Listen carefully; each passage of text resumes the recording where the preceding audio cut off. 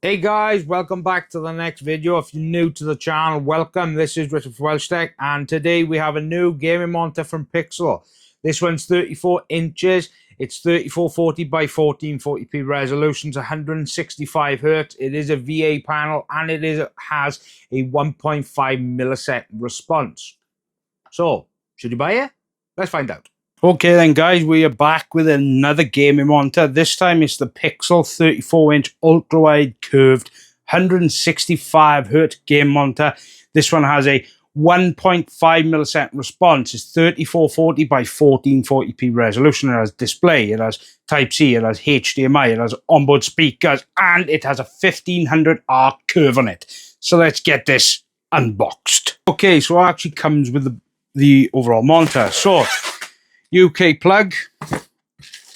This is a data cable. This is what you use primarily to update the firmware, or if they update the firmware, this is how you do it. It does come with a power brick. This is for 96 watts. Wow, okay. Then we do get a DisplayPort cable. We get the arm, and we get the base. Very simple design. It's basically just that. Now, this is very similar to the previous monitor they had, the other 34-inch. Very similar, same base, similar mounting, but this monitor at the back has RGB, which I will show you in a minute. So when it comes to installing it, it does take a little bit more time because these do come pre-installed, as you can see. So, right, take this out, pop that in, just like that, okay? Just like that until it's down. You grab the thread, make sure you don't go trying to overdo it, just in case you do damage the threads, because you do not want to be re-threading this, trust me. So, and then just like that. Something that's weird, it supports HDMI, but it doesn't come with a HDMI cable. So, yeah, very basic monitor mount. It goes up, down, doesn't swivel, it does tilt as well. So, yeah, let's get this installed, shall we? Now, like I did say, this one specifically does have a 1500R curve, which you can see by here. This does have LED illumination at the back, RGB. The ports, it does have HDMI, it has DisplayPort, Type-C, 2 USB, headphone jack, and then power in. I will make sure to put the actual ports support, but installing it is usually easy. Oh, that's it. Right, I know. So clip, and then down. That's pretty much it for the arm, and it's very easy. It does tilt and stuff like that. So let's get this now on the desk. So, like I did say, this is 34 inches, 165 Hz at 3440 by 1440p. Trust me, ultra-wide, it does take a time for your eyes to adjust because of the aspect ratio, which will be a 21:9 instead of a 16:9. Like this is, of course, ultra-wide. It does go down. It does tilt. Only a little bit, but that's fine. It does go side to side. Very good mount. Just like that. Now, does it do that? Yes, it does do that. Oh, that's cool. So, you could have it like this. But I personally wouldn't. I don't like monitors like that, but still. Now, the RGB lighting, I will make sure to put it in by here so you guys can actually get a good, rough idea of what the RGB looks like. Okay then, so what's it like playing Call of Duty 6 on this monitor? Well, what I'm going to say is first the system specs that I'm actually using. This is my personal computer. It is a Ryzen 9 9900X. It's got 32 gigs of DDR5. It's got an RX 9070 graphics card. It's got a B850 motherboard. It's got 32 gigs of DDR5. It's a very good good system. I'm getting over 200 FPS, but there 180. Depends on the scenario, but I'm definitely getting the benefits of this monitor.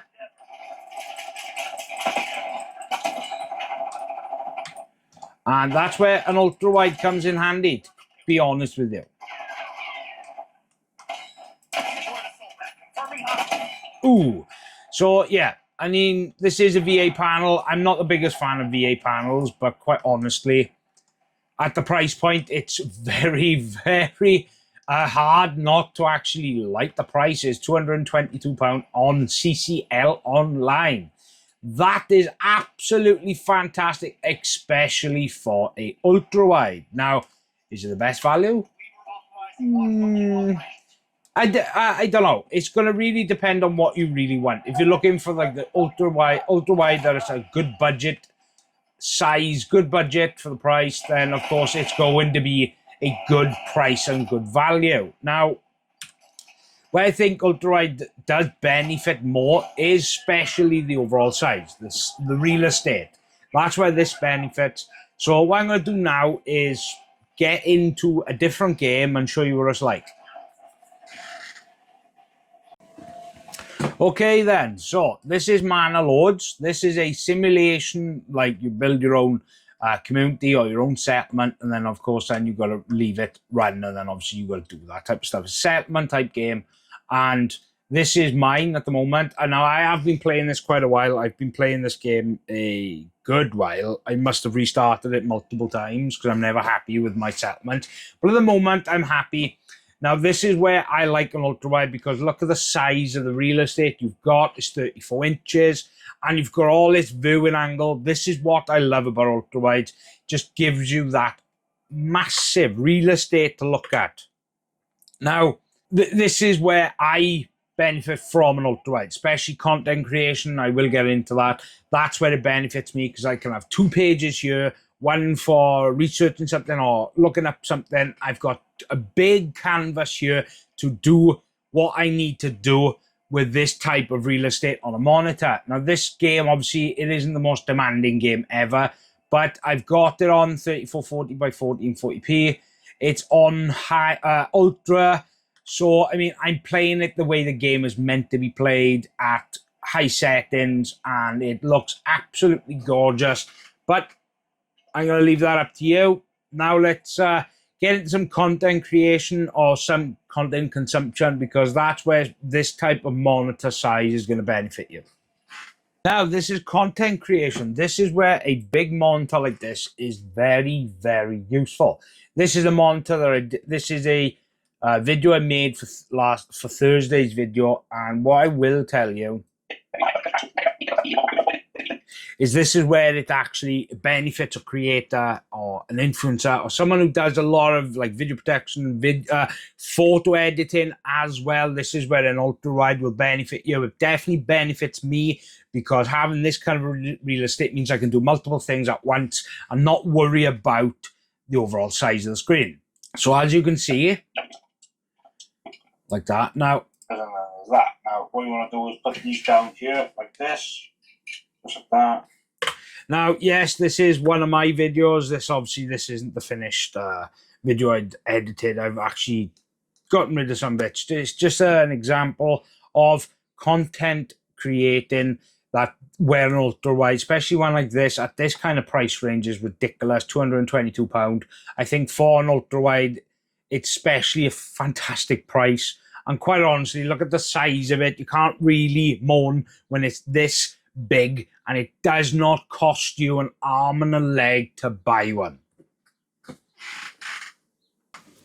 Okay then, we can listen to some Crab Rave.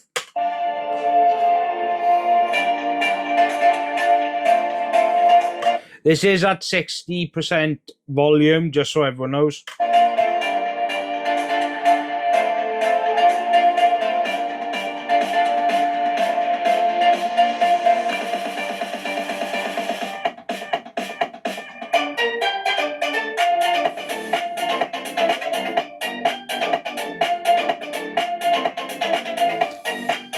Now, for his price range at £222 on CCL that I found, they're not bad. The speakers are actually quite good. For the price point, they're very usable. They're especially usable if you don't have any speakers or don't have a budget to buy speakers or headphones or anything. The speakers on this are definitely usable. And I think for the overall price, the speakers are definitely fine. Okay then, so what's this? Well, this is UFO Test. This UFO Test by here, it tests the frame rate on any monitor. It's free to use. You can actually just type it into Google UFO Test and you'll be able to do it yourself. Now, what it'll essentially do, I've set it up here with UFO counter 7. This is because I'm trying to show you the differences between each different frame.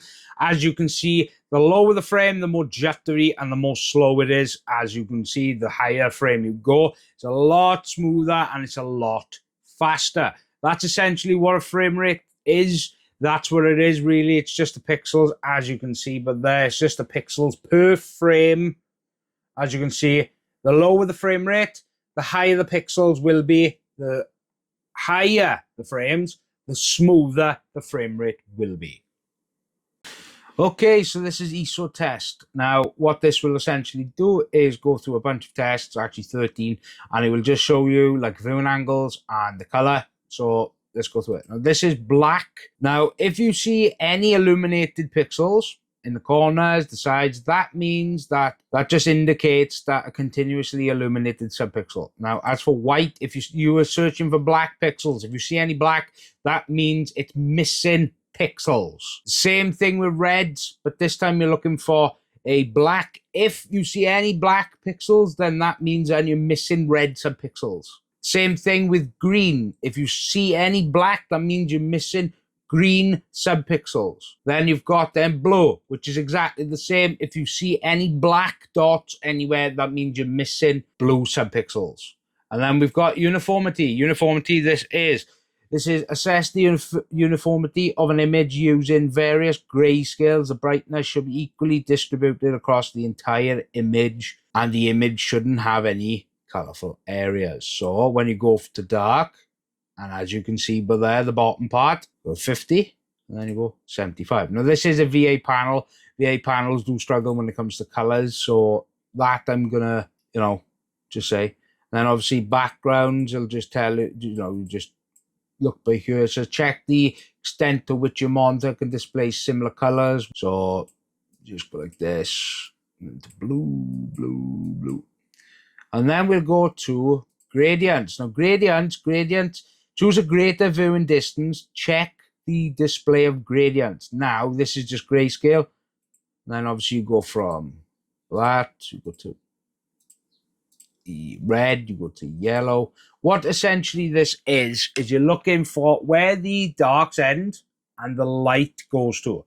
Okay, so this is sharpness. What sharpness is, this test allows you to determine whether your monitor can reproduce text sharply and without any shadows.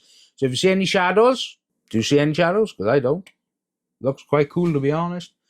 And then we go to viewing angles. Now, this is where VA actually does tend to struggle, because it does tend to struggle. This is why I'm not a big fan of VA, because VA is, I would still prefer a IPS with this monitor, but that's just me. Then you've got gamma here. Then determine your monitor's gamma value. Use the slide bar to change the logo's grayscale until the logo blends into the background to the greatest possible extent. The value shown corresponds to your monitor's grayscale. So, let me go like this. Okay, then. So, what is the consensus? Well, all I'm going to really say is that for its current price on CCL at £225, for the amount of features you get, for the overall size, the curvature, and the RGB lighting at the back, it's safe to say this is an absolute bargain for what you get for the value. Now, there's a lot of gaming monitors out there, but I don't really think there's quite a feature set rich monitor like this at this kind of price point. So essentially, it's a very good value 1440p gaming monitor. So if you want to buy one, I will be leaving the link down below to CCL, and I will be leaving the link to Target, because big thank you to them for sending it out, as well as piXL.